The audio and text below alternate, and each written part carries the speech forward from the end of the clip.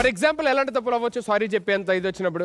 Makeup అయిపోయింది, lip gloss ఇచ్చింది జోలో పెట్టుకోమని. ఇప్పుడు ఒకవేళ ఇది మర్చిపోయి వచ్చినా అనుకో పడేవి. అప్పుడు నేను ఈ సారీ ఇంకా అక్కడ నుంచి ఇంకా పాతవన్నీ బయటికి వస్తాయి.